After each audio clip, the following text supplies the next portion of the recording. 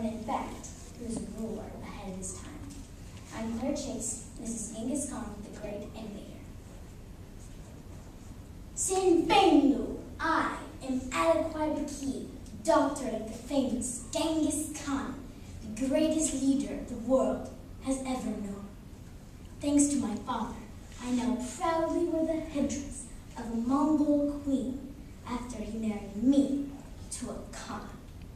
But I know that here in America, not everyone understands who my father was and what he really meant to the Mongol people. Indeed, there are some gruesome things about him. His army was responsible for an estimated 30 to 40 million deaths during his lifetime. But maybe it'd be better if I told you this story from my perspective. Maybe you'll begin to see it with different eyes. My father was strong, intelligent, charismatic, and the only one who succeeded nearly tripling the size of Mongolia. How would he create this vast empire? Innovation, my friend. But in order for you to fully appreciate my father's many innovations that led to his rule of one of the largest empires the world has ever known, you must understand the 12th century Mongolia that existed before Temujin. Temujin being his birth name before he became a great Khan. Mongolia was divided into many clans, and the clans were constantly at war with one another. Things weren't very organized, but my father had a vision. He would unify all of Mongolia, take it from broken groups of clans to one powerful empire. It's a very interesting story, and I'm here to tell it to you. It all started when my father was first born. He had a blood clot in the palm of his left hand. The superstitious members of his clan decided that it meant the gods had declared him to be a great leader. Little did they know. Well, I'm getting off track. Let's see, where was I? Yes, my purpose for today is to explain to you how my father was one of the most innovative, smart, and cunning leaders of all time. Let's begin with strategic alliances, because they played a big part in my father's many accomplishments. He knew he needed help to reach his goals. I still remember my father's childhood friend, and later arch enemy, who helped him rise to power. His name was Jamuka. Jamuka helped Temujin when he was running from two ambitious warlords who wanted him killed. At the time, Temujin might not have known that this new young friend played such an important role in his developing dream for conquest. But as the two became older, Temujin became closer to Jamuka purposefully. Eventually, the two became Anda, the Mongolian word for blood brothers. To become Anda, each slit their wrist and mixed their blood inside a cup, taking a sip. They were now blood brothers. Eventually, Jamuka became the leader of a powerful clan, just as Temujin had expected. When my mother Borseg was kidnapped by a clan called the Merkits, my father was not the correct man he would one day become. He was nothing, with no followers. He knew he needed help to get her back. Jamuka agreed to help my father and led his army against the Merkits and won. After the battle, the survivors were brought into Jamuka's clan. My father was offered a job as second officer, and my mother famously counseled him, "You cannot cook 2 grandheads in one pot." My father listened to her advice, and the next morning they set out with a few recruits from Jamuka's clan. This was the start of my father's giant army. However, for Temujin to rule all of Mongolia, he and Jamuka would have to battle each other. This reminds me of another one of my father's many innovations, his warfare strategies.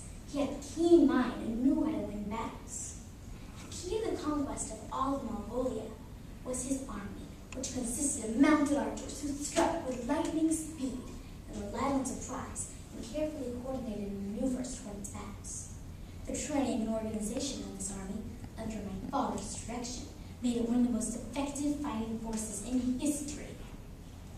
I've already told you in Inevitable that Temujin battled his once allied Jamuka for control over all of Mongolia. During this critical battle, a violent thunderstorm developed. Mongols fear storms because we believe it is an omen that the gods are angry and eager to take revenge upon us. But my father was powerful and in contact with the gods, and he told his army not to be afraid, for he pleaded with the gods to spare them all. men believed in and rose up, demanding victory. After some of those battles, my father became Genghis Khan, the name his people gave him, meaning the universal ruler.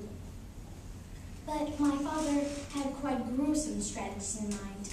Sometimes, after raiding a village, he would place the survivors hostage in front of his men in the front line.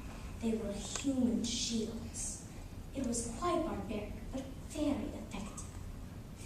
Perhaps the most important accomplishment of my father's innovative career was the formulation of a code of laws known as the Great Yasa.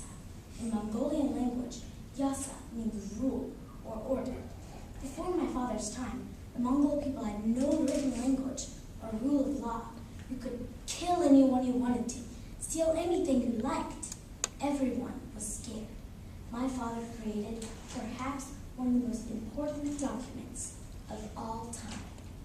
The Yasa covered everything from the tasks of the governors and its administrators to the punishment of crimes to even the running of households. It also had important laws such as never disrespect a Khan. I remember when two men broke this particular law, told everyone how serious my father really was. Two men came to my father, bragging about killing their Khan, Jamuka's co-leader. The two men were originally part of Jamuka's army, but had become part of my father's army after he won the famous battle against Jamuka. The two men came to although this murder actually helped my father by eliminating one of his enemies, it violated one of the important terms kept in the Yasa. The two men were immediately beheaded in front of their fellow soldiers. It set a brutal example of the importance of the Yasa. The Yasa also prohibited taking another Mongol as a slave. The condition of slavery forces a Mongol's loyalty to a single family or clan rather than to the nation, and such a condition was no longer accepted. The importance of this is that a Mongol's loyalty is to Genghis Khan as the ultimate ruler of Mongolia. The Yasa also banned taking women or children as slaves. This made the legitimacy of children and the right to inherit property a constant source of fighting and tension. To deal with this problem, the Yasa declared all children to be legitimate, whether they were children of first wives, last wives, or concubines. You might wonder how my father was able to spread information such as the Yasa across his ever-growing empire. He developed a system with relay stations 25 miles apart. Riders would ride between the stations and deliver messages. This allowed them to sometimes cover up to 100 miles per day. In addition, communication would give his army a huge advantage over potential enemies. But because of our short time together, I've only been able to touch on a few of my father's many innovations, including warfare strategies, strategic alliances, development of written laws, and even communications. I hope you've learned, rather than the barbarian he is often thought of today, he was much more than that, a man of many innovations. Thank you for listening to my story. Bye, Artak.